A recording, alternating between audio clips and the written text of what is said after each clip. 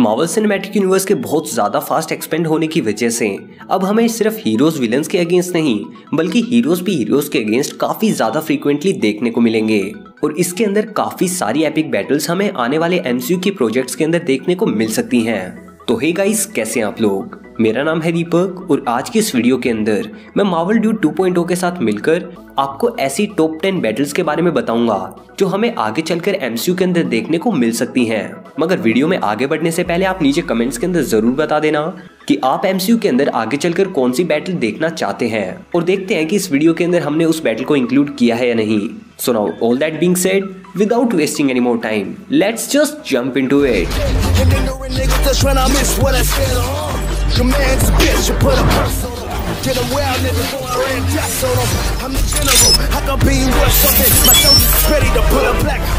Number 10, Sprite versus लोकी।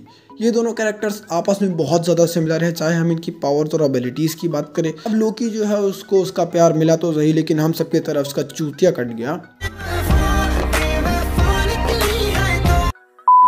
Sprite को तो उसका प्यार कभी मिला ही नहीं। अब अगर हमें फ्यूचर में कभी इन दोनों के बीच में शोडाउन देखने को मिला तो ये देखना बहुत ज़्यादा इंटरेस्टिंग होगा कि किसके इल्यूजन में कितना दम है। स्प्राइट जो कि एक इटर्नल है, लगभग 7000 साल पहले से अर्थ पर मौजूद है। उसके पास कॉमिक्स में तो बहुत सारी पावर्स थी, बट मूवी के अंदर हमें सिर्फ मैटर मैनिपुलेशन और इल्यूजन कास्टिंग दिखाई गई। और वहीं लोकी जो गॉड ऑफ मिसचीफ है और एक फ्रोस्ट जाइंट है, जिसकी वजह से उसके पास सुपर ह्यूमन स्ट्रेंथ, ड्यूरेबिलिटी और स्टेमिना भी है। इन सब के साथ उसके पास है एसगार्डियन मैजिक जो कि उसने अपनी माँ से सीखा है, यानी कि फ्रेगा से। और इन सब के अलावा वो इल्यूजन कास्टिंग में एक्सपर्ट है। अगर मैं बात करूँ इस शोडाउन को लेके अपने ओपिनियन की, तो मेरे हिसाब से इस शोडाउन के अंदर अपर हैंड होगा अपने लोकी के पास, क्योंकि मूवीज़ के अंदर स्प्राइट की पावर्स को अभी उतने अच्छे तरीके से नहीं दिखाया गया और जितनी पावर्स दिखाई गई हैं उस हिसाब से अगर हम कंपेयर करें तो लोकी बेसिकली इस फाइट का विनर होगा। अब हाँ, मुझे पता है कि इटर्नल्स मूवी के एंड में स्प्राइट जो है वो नॉर्मल ह्यूमन में चेंज हो जाती है, बट फिर भी स्प्राइट इल्यूजन कास्ट करती है और इल्यूजन का नाम सुनते ही अगर मार्वल सिनेमैटिक यूनिवर्स में किसी भी कैरेक्टर की याद आएगी तो सिर्फ लोकी होगा। इसलिए मैंने इस लिस्ट पे इसको 10th पोजीशन पर रखा है। Number 9, doctor strange versus captain Marvel. Captain Marvel और डॉक्टर स्ट्रेंज दोनों ही कैरेक्टर्स एमसीयू के one of the most powerful characters में से एक हैं। जहां अगर जनरल बात करें तो कैप्टन मार्वल को लोग देखना ही पसंद नहीं करते, और वहीं दूसरी ओर व्हाट इफ में दिखने के बाद डॉक्टर स्ट्रेंज के न्यू वर्जन का fan base original doctor strange से भी ज्यादा पहुंच चुका है। कैप्टन मार्वल और डॉक्टर स्ट्रेंज के बीच का शोडाउन भी बहुत इंटरेस्टिंग होगा, क्योंकि व्हाट इफ के पहले लोग कैप्टन मार्वल को स्ट्रॉन्गेस्ट एवेंजर बोलते थे। हालांकि वो केविन चाचा के कंफ्यूजन की वजह से ही उन्होंने ही बताया था कि कैप्टन मार्वल फिलहाल एमसीयू के अंदर मोस्ट पावरफुल एवेंजर है। अब लोग उस बात से कितना एग्री करते हैं उस चीज के ऊपर तो एक सेपरेट वीडियो बनाई जा सकती है, लेकिन फिलहाल के लिए तो मैं इतनी स्टेटमेंट बोलूंगा कि लोग पहले तक कैप्टन मार्वल को स्ट्रॉन्गेस्ट एवेंजर बोलते थे। और मैं एक पर्टिकुलर ग्रुप ऑफ पीपल की बात कर रहा हूँ। ऐसे भी लोग हैं जो थोर को भी स्ट्रॉन्गेस्ट एवेंजर मानते थे, या फिर स्कारलेट विच को, या फिर हल्क को। मतलब ऐसा समझ जाओ मैं क्या कहना चाह रहा हूँ। इस बात के ऊपर नीचे कमेंट्स में लड़ाइयाँ मत करना।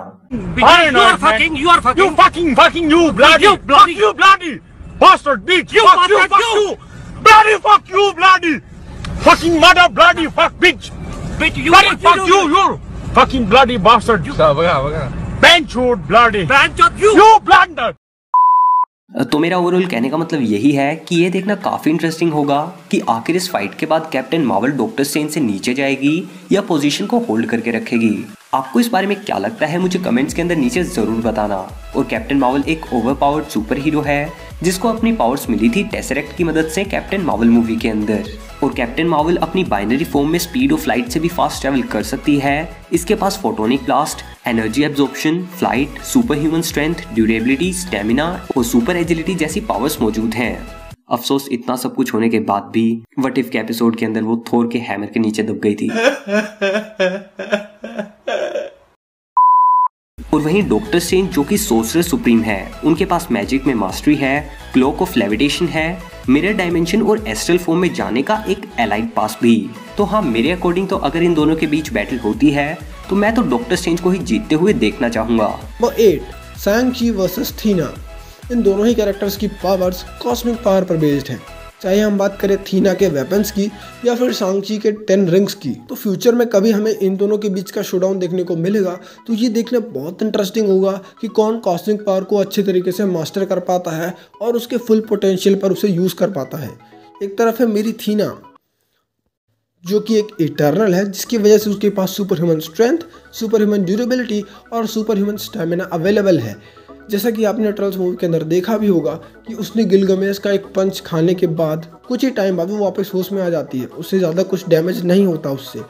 साथ ही साथ उसे गॉडेस ऑफ वॉर भी कहते हैं, यानी कि युद्ध की देवी। साथ ही साथ वो एक स्किल्ड वॉरियर है जिसे हर तरह के वेपन्स चलाने आते हैं। उसकी असली पावर ये है कि वो वेपन्स को क्रिएट कर सकती है कॉस्मिक एनर्जी का यूज़ करके कुछ ही टाइम में। वहीं अपना जो शैंग-ची है उसके पास है 10 रिंग्स, जिसकी वजह से उसे बहुत सारी पावर्स मिलती हैं, जैसे super human strength, durability, stamina, agility, reflexes, immortality. अभी तुम में से कुछ लोगों को ये भी डाउट हो सकता है कि शैंग-ची के 10 रिंग्स कॉस्मिक पावर्स में से कब से आने लगे। तो मेरे भाई शैंग-ची का पोस्ट क्रेडिट सीन जाकर देख लेना, सब कुछ क्लियर हो जाएगा। अब कॉमिक्स के अंदर शैंग-ची के 10 रिंग्स बहुत ज़्यादा पावरफुल थे, लिटरली बहुत ज़्यादा पावरफुल थे। मूवीज़ के अंदर अभी इनको अच्छे से एक्सप्लोर करना बाकी है, लेकिन फिर भी जितना भी हमें मूवी के अंदर दिखाया गया लिटरली बहुत सही थी। मेरे हिसाब से तो 10 रिंग्स की पावर बहुत ज़्यादा है और इनकी मदद से शैंग-ची ने ड्वेलर ऑफ डार्कनेस को इजीली हरा दिया था। अब इस शोडाउन में से विनर अनाउंस करना मेरे लिए बहुत मुश्किल है। एक तरफ है मेरी थीना और एक तरफ है शैंग-ची, जिसकी टिकट के लिए मैंने 250 रुपये वेस्ट किए थे। तो इसका विनर तुम खुद ही कमेंट में डिसाइड कर लो। Number 7, Wanda versus Druig. Wanda और ड्रूइग दोनों ही कैरेक्टर्स काफी सिमिलर हैं और इनकी पावर्स भी, जो कि इस शोडाउन को और भी इंटरेस्टिंग बनाती हैं। ड्रूइग जो कि एक इटर्नल है, उसके पास कॉमिक्स में तो बहुत सारी पावर्स हैं, पर एमसीयू में हमें सिर्फ वो माइंड कंट्रोल करता हुआ नजर आया है और इसी के साथ साथ एनर्जी मैनिपुलेशन की पावर्स भी इसके अंदर दिखाई गई हैं। बेसिकली ड्रूइग अपने से लेस पावरफुल कैरेक्टर्स का माइंड कंट्रोल कर सकता है और मूवी के अंदर टियामुत को वापस सुलाने के लिए उसे सभी इटर्नल्स के यूनिमाइंड की जरूरत पड़ी थी। वहीं इसके पास सुपर ह्यूमन ड्यूरेबिलिटी भी है, क्योंकि इसने इकारिस के अटैक्स को भी सरवाइव कर लिया था। वहीं वांडा इतनी ओवरपावर्ड कैरेक्टर है कि कभी कभी ये खुद भी अपनी पावर्स को कंट्रोल नहीं कर पाती। इसके पास है mind control, reality warping, reality manipulation और टेलीकाइनेसिस जैसी पावर्स, और ये सारी फीट्स कर पाती है अपनी केओस मैजिक की मदद से। इन दोनों की फाइट को देखना बहुत ही ज्यादा एक्साइटिंग होगा। आपका ओपिनियन क्या है इनकी फाइट को लेकर? अपना ओपिनियन कमेंट्स के अंदर हमारे साथ जरूर शेयर करना। वैसे यहाँ ड्रूइग के पास एक मेजर एडवांटेज होगा और वो होगी उसकी इटर्नल फिजियोलॉजी, क्योंकि जहाँ वांडा की बॉडी एक नॉर्मल ह्यूमन जैसी ही है, वहीं ड्रूइग की बॉडी फिजियोलॉजी कॉस्मिक बीइंग्स यानी कि इटर्नल्स की है। Number 6, Captain Marvel versus Ikaris. ये दोनों ही कैरेक्टर्स लिटरली बहुत ज्यादा ओवरपावर्ड है और अपने टीम के one of the most powerful characters में से एक हैं। और इनकी सबसे बड़ी सिमिलैरिटी बताऊं, इन दोनों कैरेक्टर्स को जब पहली बार इंट्रोड्यूस किया गया था मूवीज में, उसके ठीक कुछ ही दिन बाद लोगों ने इन्हें सुपरमैन से कंपेयर किया था। हालांकि सुपरमैन है, स्टिल इन दोनों कैरेक्टर्स की अगर फाइट प्रेडिक्ट करना चाहोगे तो दिमाग में सिर्फ बादलों और आसमानों की फोटो आएगी, क्योंकि इन दोनों के पास है फ्लाइट की एबिलिटी और ये दोनों की फ्लाइट स्पीड लिटरली बहुत ज्यादा औसम है। तो ये देखना बहुत इंटरेस्टिंग होगा कि सुपर हीरो की फ्लाइट स्पीड में कितना दम है और इस शोडाउन का विनर होगा कौन। एक तरफ है अपनी कैप्टन मार्वल, जिसको अपनी पावर मिलती टेसरैक्ट से, इसके पास है फ्लाइट की एबिलिटी, इसके हाथों से फोटोन ब्लास्ट होते हैं और साथ ही साथ एनर्जी को एब्जॉर्ब कर सकती है। Super human strength, durability, stamina और एजिलिटी भी इसके पास है। इन सब के अलावा कैप्टन मार्वल की स्पीड जो है उसकी बाइनरी फॉर्म में स्पीड ऑफ साउंड से भी 6 टाइम ज्यादा होती है। वहीं अपना इकारिस जो है वो एक इटर्नल है, लगभग 7000 सालों से अर्थ पर प्रेजेंट है। उसके पास है सुपर ह्यूमन ड्यूरेबिलिटी, स्टेमिना और स्ट्रेंथ। इन सब के अलावा वो अपने आंखों से कॉस्मिक रेज भी फायर कर सकता है। जहां तक मुझे पता है, मेरी कैलकुलेशन के हिसाब से इकारिस लिटरली बहुत ज़्यादा फास्ट है। मूवी के अंदर दिखाया गया कि वो अर्थ से सन की ओर जाता है और कुछ ही सेकंड में वो सन तक पहुंच जाता है। अब अर्थ और सन के बीच की डिस्टेंस 148 मिलियन किलोमीटर्स है, जिसको लाइट को ट्रैवल करने में 8 मिनट्स लगता है। और मूवी के अंदर हमें ऐसा दिखाया गया कि इकारिस जो है वो कुछ ही सेकंड में अर्थ और सन के बीच की डिस्टेंस कवर कर लेता है। मतलब उसकी स्पीड ऑफ लाइट से भी बहुत ज़्यादा फास्ट है, यानी कि अराउंड 8000 टाइम्स फास्ट है। वैसे मेरी ओपिनियन में अगर इन दोनों के बीच में शोडाउन होता है तो इकारिस की जो कॉस्मिक रे है उसको तो कैप्टन मार्वल इजीली एब्जॉर्ब कर सकती है, क्योंकि उसके पास एनर्जी एब्जॉर्प्शन की पावर है। जैसा कि व्हाट इफ के एपिसोड में दिखाया गया था, वो थॉर की लाइटनिंग को भी इजीली एब्जॉर्ब कर सकती थी। तो अगर कंपटीशन होगा तो दोनों के बीच की रॉ स्ट्रेंथ में हो सकता है या फिर दोनों के फ्लाइट स्पीड के बेसिस पे हो सकता है। वैसे मेरे हिसाब से अपर हैंड होना चाहिए इकारिस के पास। वैसे मैं गलत भी हो सकता हूँ, तो अपना ओपिनियन आप कमेंट में बता देना। Number 5, venom versus शैंग-ची। अभी तक हमने इस लिस्ट में उन कैरेक्टर्स की बात की है जिनकी पावर्स सिमिलर हैं, पर क्या हो अगर हमें ऐसे 2 कैरेक्टर्स का शोडाउन देखने को मिले जिनकी पावर्स कहीं से भी सिमिलर ना हो। तो शैंग-ची जो कि एक स्किल्ड मार्शल आर्टिस्ट है और उसे बहुत सी फाइटिंग स्टाइल्स भी आती हैं, 10 रिंग्स होने की वजह से वो नियरली इमोर्टल है, सुपर ह्यूमन स्ट्रेंथ, ड्यूरेबिलिटी और स्टेमिना को पोजेस करता है। और रिंग्स की स्ट्रेंथ कितनी है वो आप शैंग-ची मूवी में देख ही चुके होंगे। और वहीं दूसरी ओर वेनम, जो कि एक एलियन सिम्बियोट है, अपने होस्ट को सुपर ह्यूमन स्ट्रेंथ, ड्यूरेबिलिटी और स्टेमिना प्रोवाइड करता है। इन सब के अलावा वो अपने ओनर को रीजनरेशन और हीलिंग फैक्टर जैसी पावर्स भी दे देता है। इन दोनों के बीच का शोडाउन काफी औसम होगा, but in my opinion शैंग-ची has an upper hand, क्योंकि 10 रिंग्स की वाइब्रेशन पावर्स वेनम को वीक कर सकती हैं। और वैसे तो हाँ, रैंडमली हम इस लिस्ट में कोई भी 2 कैरेक्टर्स के नाम ले सकते थे, पर यहाँ पर इन दोनों को आमने सामने रखने का रीजन यही था क्योंकि इन दोनों के पावर सोर्सेज एलियन फिजियोलॉजी या एलियन टेक्नोलॉजी पर बेस्ड हैं। और Venom let there be Carnage movie के पोस्ट क्रेडिट सीन से ये तो पता लग ही गया था कि वेनम अब एमसीयू का पार्ट है। और वहीं शैंग-ची के रिंग्स को भी एमसीयू के अंदर काफी पुराने समय का बताया गया है। तो अगर ये चीज मूवी में दिखाई जाए कि सिम्बियोट्स और रिंग्स को बनाने वाले क्रिएचर्स के बीच में कोई रिश्ता था, then it will be epic. और इसी के साथ साथ स्पाइडरमैन नो वे होम के अंदर जो एक सीन के अंदर हमें लिजर्ड को किक पड़ती हुई नजर आ रही है, क्या हो कि अगर उस सीन के अंदर वेनम ही लिजर्ड को किक कर रहा हो। हाँ, मैं मानता हूँ कि ये चीज अभी से कहना काफी एक्सट्रीम होगा, लेकिन यार वैसे तो इस सीन के अंदर अभी स्पाइडरमैन को भी कंफर्म नहीं किया गया है, तो एक पॉसिबिलिटी हम वेनम की भी मान सकते हैं, क्योंकि वेनम के पोस्ट क्रेडिट सीन के अंदर हमें ये तो पता चल ही गया था कि वो टॉम हॉलैंड वाले यूनिवर्स के अंदर आ चुका है। What do you guys think about this fan theory? Let me know in the comment section below.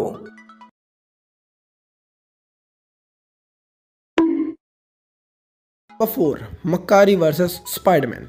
इन दोनों ही कैरेक्टर्स का नाम सुन के दिमाग में 2 बातें याद आई होंगी। सबसे पहला, मक्कारी इज इक्वल टू स्पीड, और second one, Spiderman is equal to spider sense. दोनों ही कैरेक्टर्स बहुत ज़्यादा पावरफुल है, प्लस बहुत ज़्यादा पॉपुलर भी हैं। स्पाइडरमैन की तो बात छोड़ो, वो जब से पैदा हुआ है तब से पॉपुलर ही है, लेकिन मक्कारी इटर्नल्स मूवी के अंदर इसने इकरिस को जो ही टक्कर दी भाई, जो ही पंचेस मारे हैं, मज़ा आ गया।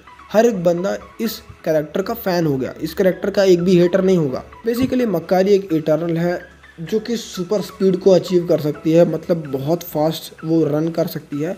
इन सब के साथ उसके पास सुपर ह्यूमन स्ट्रेंथ, ड्यूरेबिलिटी और स्टेमिना है। और मूवी में जिस हिसाब से हमने इसकी स्पीड को देखा है, मतलब कुछ ही सेकंड्स के अंदर ये पूरे अर्थ को एक्सप्लोर करके ये बता देती है कि इमरजेंस कहाँ पे होने वाला है।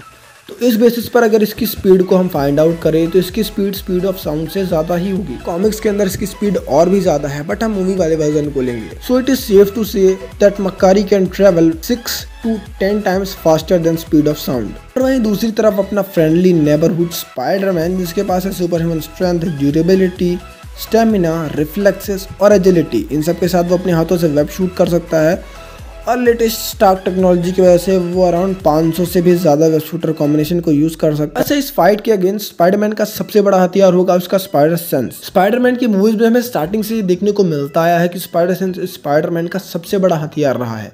चाहे वो किसी भी टाइप का विलन हो, वो स्पाइडर सेंस हमेशा हेल्प करता है। अब ये पूरी फाइट डिपेंड होगी स्पाइडरमैन के स्पाइडर सेंस के ऊपर। अगर स्पाइडरमैन का स्पाइडर सेंस मक्कारी की स्पीड को प्रेडिक्ट कर लेगा और उसके अटैक्स को पहले ही बता देगा पीटर को, तो पीटर उसे आसानी से डॉज कर सकता है और उसे अपने वेब में फंसा सकता है। इसलिए फाइट की विनिंग प्रोबेबिलिटी 70 to 30% होगी। नंबर 3, थोर वर्सेस स्ट्रेंज सुप्रीम। ये दोनों ही कैरेक्टर्स बहुत ही ज्यादा पावरफुल हैं। ये देखना इंटरेस्टिंग होगा कि आखिर इनमें से जीत किसकी होगी, गॉड ऑफ थंडर या master of mistake arts. Doctor supreme के पास मास्टरी ऑफ मैजिक है और साथ ही साथ उसने डिफरेंट डायमेंशन के बीइंग्स की पावर्स को भी एब्जॉर्ब किया हुआ है, जिसकी वजह से वो और भी ज्यादा पावरफुल हो गया। साथ ही साथ उसके पास है टाइम स्टोन और क्लोक ऑफ लेविटेशन। वहीं थोर, गॉड ऑफ थंडर, एक लिटरल गॉड है जिसके पास गॉड लेवल स्ट्रेंथ और ड्यूरेबिलिटी है। एक न्यूट्रॉन स्टार को सरवाइव करना और पावर स्टोन की पावर से अटैक होने के बाद वापस लड़ने के लिए खड़े होना कोई ऑर्डिनरी बात नहीं है। बाय द वे, थोर के क्लोथ्स भी थोर जितने ड्यूरेबल हैं। इन सब के अलावा उसके पास है स्टॉर्म ब्रेकर, जो कि एक पावरफुल गॉड का पावरफुल वेपन है। इसकी हेल्प से थोर बाइफ्रोस्ट को समन कर सकता है। अब इस फाइट का रिजल्ट अगर मैं इस वीडियो में बताऊंगा तो कमेंट सेक्शन में गालियां चलने लगेंगी, तो अपना ओपिनियन कमेंट्स के अंदर बता दो कि आपके अकॉर्डिंग अगर एमसीयू के अंदर इन दोनों के बीच में बैटल होती है तो उसमें जीत किसकी होनी चाहिए। बिल्कुल रिस्क नहीं लेने का। Number 2, doctor strange supreme versus Wanda. और मैं तो ये एक्सपेक्ट कर रहा हूँ कि doctor strange in the multiverse of madness movie के अंदर वांडा और डॉक्टर स्ट्रेंज की फाइट होगी और डॉक्टर स्ट्रेंज हारने के बाद वांडा से ये कहेगा, मैं तो तुम्हें नहीं हरा सकता, लेकिन एक बंदे को जानता हूँ जो तुम्हें हरा सकता है। और फिर हमें डॉक्टर स्ट्रेंज सुप्रीम का एक कैमियो या फिर फाइट देखने को मिल जाए। लिटरली मैं दिल से चाहता हूँ कि ये सीन हमें मूवी के अंदर देखने को मिले।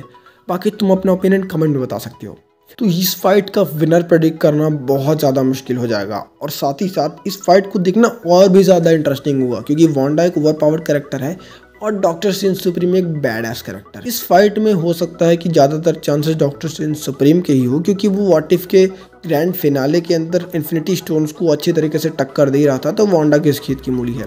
स्टिल अपना ओपिनियन आप कमेंट करके बता देना। मेरा ओपिनियन तो यही है कि डॉक्टर स्ट्रेंज सुप्रीम जीतेगा। भाई डाई हार्ड फैन हूँ डॉक्टर स्ट्रेंज सुप्रीम का। तो इन सभी के बाद नंबर 1 पर है इकरिस वर्सेस थोर। इन दोनों कैरेक्टर्स के बारे में जितना बोलूं कम है। दोनों अपने टीम के पावर हाउस हैं और one of the most powerful characters. अभी हमने थोर की जितनी पावर्स के बारे में बात की थी, उन सब के अलावा अगर इसकी स्पीड को कंसीडर करें तो स्टॉर्म ब्रेकर की मदद से थोर स्पीड ऑफ साउंड से 2 टाइम्स फास्टर ट्रैवल कर सकता है और यहाँ तक कि कॉमिक्स के अंदर तो वो स्पीड ऑफ लाइट से भी बहुत ज़्यादा फास्ट ट्रैवल कर सकता है। और अगर स्पीड के अलावा लॉन्ग डिस्टेंस ट्रैवल की बात करें तो स्टॉर्म ब्रेकर की हेल्प से थोर बायफ्रोस्ट को समन कर सकता है। और वहीं इकरिस एक इटर्नल है जिसके पास सुपर ह्यूमन स्ट्रेंथ, ड्यूरेबिलिटी और स्टेमिना मौजूद है और इन सब के अलावा वो अपनी आंखों से कॉस्मिक एनर्जी बीम्स भी फायर कर सकता है। और मेरे अकॉर्डिंग तो इस बैटल के अंदर जीत थोर की होगी। उसकी रो स्ट्रेंथ और ड्यूरेबिलिटी इकारिस जैसे 3 को संभाल लेगी। आपका इन सभी सुपर शोडाउन्स के बारे में क्या मानना है? और अगर आपने वीडियो की स्टार्टिंग के अंदर कमेंट किया था तो क्या वो शोडाउन आपको इस वीडियो के अंदर भी देखने को मिला? ये सभी चीजें और अपना ओपिनियन नीचे कमेंट्स के अंदर आप मेरे साथ शेयर कर सकते हैं। एंड साथ ही साथ अगर आपको मार्वल ड्यूड 2.0 की वीडियो प्रेजेंटेशन भी पसंद आई हो तो आप इनके चैनल को भी एक बार जरूर चेकआउट करना। Link is in the description और साथ ही साथ इनका पिन कमेंट भी आपको नीचे मिल जाएगा। तो इस वीडियो का लाइक टारगेट रखते हैं 1500 लाइक्स का, जल्दी से कंप्लीट कर देना यार। मार्वल ड्यूड 2.0 की एक इंटरेस्टिंग वीडियो देखने के लिए लेफ्ट वाली वीडियो के ऊपर और स्पाइडरमैन नो वे होम के अंदर स्पाइडरमैन और डॉक्टर स्ट्रेंज के आइडियल्स के बीच की बैटल देखने के लिए राइट वाली वीडियो के ऊपर क्लिक करें। तो गाइस इस वीडियो के लिए इतना ही। मैं मिलता हूँ आपसे अगली वीडियो में। Until then, be dynamic and don't fear to do what you love. Peace.